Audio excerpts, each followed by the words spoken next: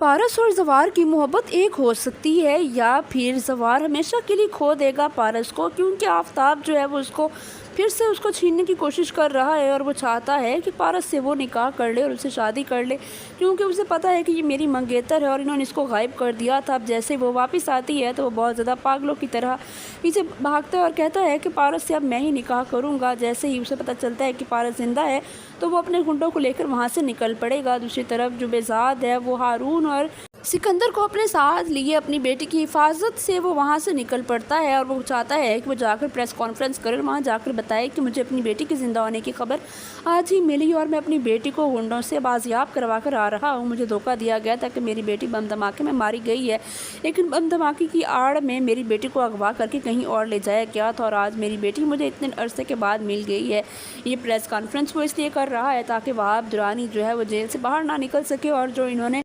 नदीम शाह का कत्ल करवाया था वहाब दुरानी के हाथों वो पोल भी ना खुल सके। इस वजह से वो प्रेस कॉन्फ्रेंस करने के लिए जैसे ही वहाँ से निकलता है तो आफ़ताब दुरानी इनकी गाड़ी का रास्ता रोक लेता है। जैसे ही पारस देखती है वो कहती है कि ये कौन है, तो उसका बाप कहता है कि इस सिचुएशन का सबसे ज़्यादा फ़ायदा उठाने वाला शख्स आ चुका है। मुझे पता था कि ये ज़रूर हमारे जो है रुकावट बनेगा हमारे लिए, लेकिन जैसे ही वो वहाँ से उतरेंगे तो वो पारस का हाथ थाम लेगा आफ़ताब और कहेगा कि इसको मैं अपने साथ ले जाऊंगा और इससे मैंने ही शादी करनी, ये मेरी मंगेतर है, मेरी इमानत थी आप लोगों के पास और अब मुझे वापस मिल गई है। पारस बहुत ज़्यादा अपना हाथ छुड़ाने की कोशिश करेगी और बेज़ाद भी जो है वो आगे बढ़कर कहेगा, साहब अगर आज मैं मर भी जाऊं या क़यामत भी आ जाए फिर भी मैं अपनी बेटी का हाथ तुम्हारे हाथ में नहीं दे सकता, क्योंकि तुम तो डिज़र्व ही नहीं करते, मेरी बेटी का साया भी डिज़र्व नहीं करते, तुम यहाँ से दूर हो जाओ। लेकिन आफ़ताब तो बहुत ज़्यादा पागल हो जाता है और वो अपने बाप के कातिल का बदला लेना चाहता है। वो चाहता है कि मेरे बाप को इन्होंने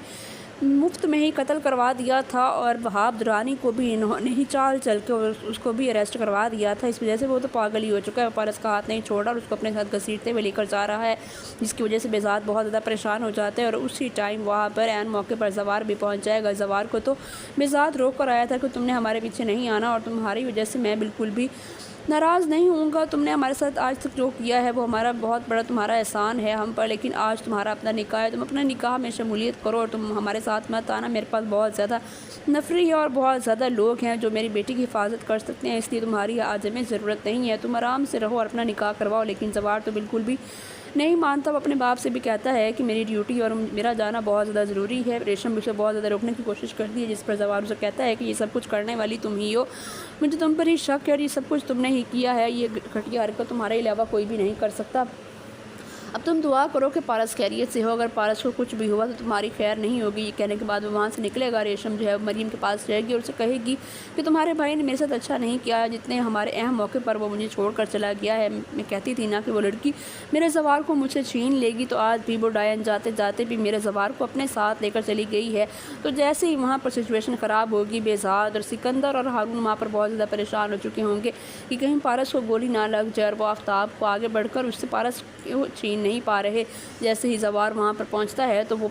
आफ़ताब को अलर्ट कर देता है और आफ़ताब से कहता है कि आफ़ताब अगर तुमने आज पारस को ना छोड़ा तो मैं तुम्हारा वो असर करूँगा जो तुमने कभी सोचा भी नहीं होगा। ये तुम अच्छे तरीके से जानते हो कि मैं पारस को तुम्हारे साथ किसी भी ज़रूरत में ले जाने नहीं दूंगा, तो तुम अपना जो है शराफत से ही हाथ छोड़ दो पारस का, वरना मैं तुम्हें बहुत बुरी तरह से यहाँ से निकालूंगा। लेकिन जो है आफ़ताब वो तो किसी की भी कोई बात नहीं मानेगा और वो तो आज पक्का हीरो बनकर ही रहेगा। लेकिन जैसे ही ज़वार वहाँ पर पहुँचता है तो वो पक्के इंतज़ाम के साथ आता है, वो वहाँ से पुलिस को भी साथ लेकर आता है। पुलिस जो है वो चारों तरफ सबको घेर लेती है